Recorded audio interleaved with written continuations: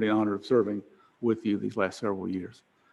Now I want to welcome Student Body President and new trustee, Lamar Richards, and turn it over to him for comments. Lamar. All right. Thank you, Chair Stevens, and thank you all. It's an honor to serve Carolina as its new student body president and to have been sworn in to serve as the sole student member of this body, charged with representing the interests and belief of more than 30,000 of this university's most central stakeholders, its students, undergraduate, graduate, and professional alike. Furthermore, I am truly honored to have been sworn in this morning by former Chief Justice of the North Carolina Supreme Court, Cherry Beasley.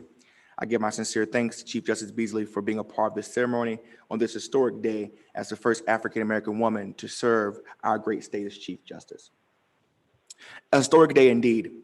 A historic day not only for those here today or those listening in, but for our Carolina community as a whole. A historic day for us all, having navigated unparalleled uncertainty this past year as students, as faculty, as staff, as alumni, and as community members. This past year has challenged us to continue learning, grappling, leading, looking, and innovating towards tomorrow, towards our collective tomorrow.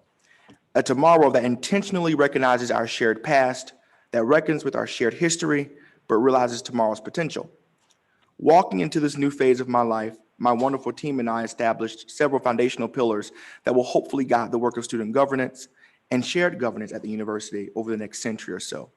Those of collective belonging, effective governance, public good, expanding resources, and institutional advancement. It is my sincere hope to secure a Carolina that supports and enriches each and every one of its students, not just some. Not as an option, but rather as a mandate. A Carolina that is just, equitable, and inclusive in thought, yes, but also in intentional action. It is this very spirit of action, not of words, that I look forward to embodying and expecting this coming year in this space. As we continue to blaze ahead in unknown territory, one thing remains certain now more than ever.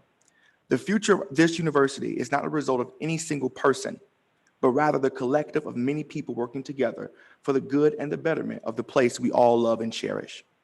The time has come to envision a place that we all can and should be. It is time to grow and expand our professional and leadership development opportunities for our community members, especially my peers from historically marginalized and underrepresented communities. It is as such that my team and I look forward to finalizing the institution of our Emerging Leaders Program to expose incoming first-year students to the foundations of student governance, leadership, and professional development via cohort-style programming and engagement. As a research university, it is also time to improve and enhance student access to research opportunities. It is for this very reason that our administration will finalize implementation of a research scholars program, allowing underrepresented students access to paid research opportunities with UNC faculty mentors throughout the academic year. It is also time to institute and forward in pursuing bold academic exclusion and forgiveness policies for students here at UNC Chapel Hill. No longer should UNC claim to catch up to its peer institution when it comes to ensuring equitable access to academic forgiveness policies for its students, when peer institutions, even here in the UNC system, already have successful versions of an academic exclusion or forgiveness policy in place. It is time for our graduate and professional students to not only receive their deserved representation on this very board of trustees, but to also deserve a university that invests in raising graduate and professional stipends to livable wages. It's why I am proud to be working alongside Neil Swami, UNC's graduate and professional student government president this year, to ensure that all graduate and professional students, regardless of what they are studying, what social identities they may hold, or where they call home, are appropriately and equitably compensated for their scholarly contributions to our institution. Neil and I will also advocate to ensure that graduate and professional student voices are clearly and holistically represented in our institution's decision-making spaces. If there's one thing we have learned from the past year, it is that flexibility, patience, and understanding are all virtues that one must hold, especially in navigating events as historic and inequitable as a global pandemic, as well as the ongoing hatred and bigotry in our state and across the country towards Black individuals, towards individuals in the Asian American community, towards our transgender friends and community members. In stepping into this role, this task, I do so with grace and humility, recognizing that my job here is not to just be another trustee, but to bring forward the perspectives, ideals, and thoughts of 30,000 individual people, because that's what we all are, individuals. Our communities are not monolithic, and neither are our identities.